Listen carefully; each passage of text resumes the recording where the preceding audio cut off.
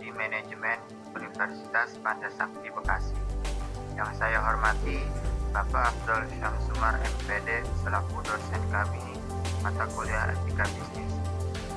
Untuk memenuhi ujian tengah semester pada kali ini, saya ingin menjelaskan tentang etika bisnis.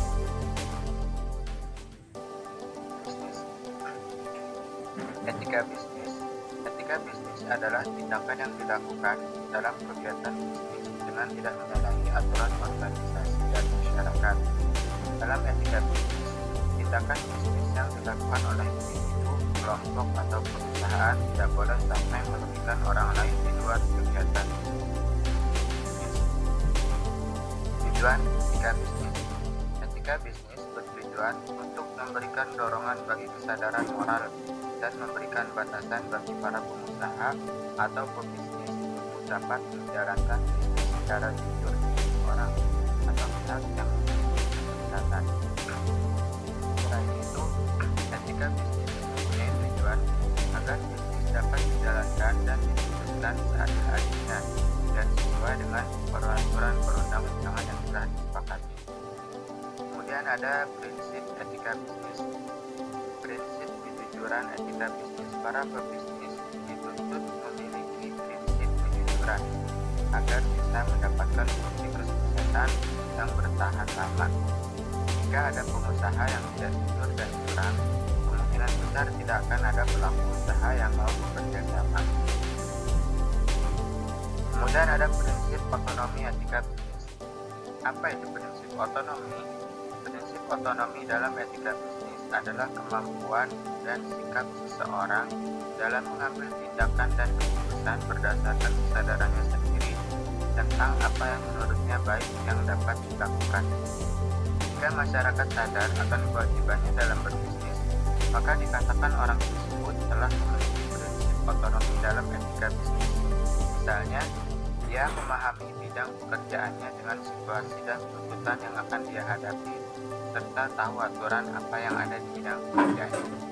Selain itu, seorang yang sudah memiliki fungsi otonom akan menyadari risiko dan konsekuensi yang akan timbul pada dirinya dan orang lain yang merupakan pelaku usaha.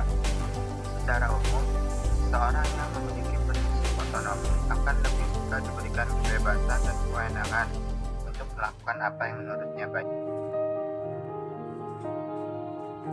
Kemudian ada prinsip etika bisnis yang saling menguntungkan. Pelaku usaha harus menjalankan usahanya dengan sebaik-baiknya agar semua pihak yang terlibat dapat memperoleh keuntungan. Seperti halnya asas keadilan, asas memberi manfaat juga bertujuan untuk mencegah hanya satu pihak yang memperoleh manfaat. Misalnya, pengusaha harus memberikan harga barang yang sebenarnya kepada konsumen dan memberikan pelayanan sebaik mungkin untuk memberikan kepuasan pelanggan. Oleh karena itu, prinsip saling menguntungkan harus dipegang teguh. Etika bisnis dan manfaatnya. Yang pertama, menjadi sarana untuk pengembangan jati diri. Etika bisnis bermanfaat dalam membentuk sebuah jati diri perusahaan yang nantinya akan memberikan dampak yang cukup besar bagi perusahaan. Misalnya seperti kematangan konsep bisnis perusahaan sehingga membuat bisnis dapat berjalan dengan lancar.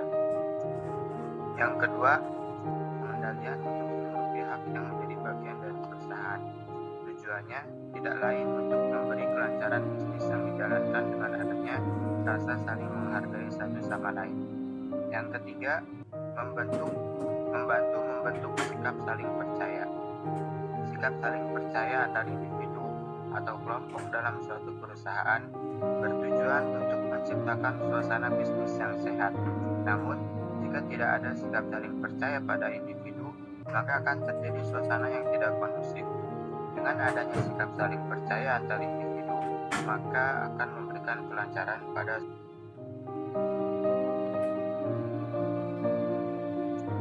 Yang keempat, menciptakan suasana persaingan yang sehat. Pada saat menjalankan suatu bisnis, harus siap menerima resiko yang akan terjadi dan menghadapinya dengan baik. Itu juga berlaku untuk mengatasi resiko adanya persaingan bisnis yang ketat, baik terjadi pada internal atau eksternal perusahaan. Nah, di poin keempat ini, yaitu menciptakan suasana persaingan yang sehat, sesuai dengan tugas atau soal dari Bapak dosen, yaitu mengamati para pelaku bisnis di sekitar kita. Nah, di sekitar saya banyak para pelaku bisnis. Di sekitar saya para pelaku bisnis itu membuat grup jual beli. Jadi di dalam grup jual beli itu banyak yang mengeser barang-barang, yang mengeser produk untuk mereka jual. Nah, di sini banyak persaingan tentunya. Tapi ada beberapa orang yang tidak bersaing secara sehat. Contohnya,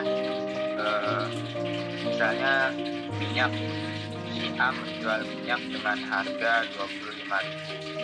Si A ini baru ngeser jam 9 pagi ngeser minyak dengan harga 25.000. Kemudian si B setelah melihat share dari si A, di share di grup dari si A, kemudian si B ini langsung mengeser lagi, menjual minyak juga dengan harga, menjatuhkan harga si A, misalnya dengan harga 24.000 gitu kan, menjual harga lebih murah.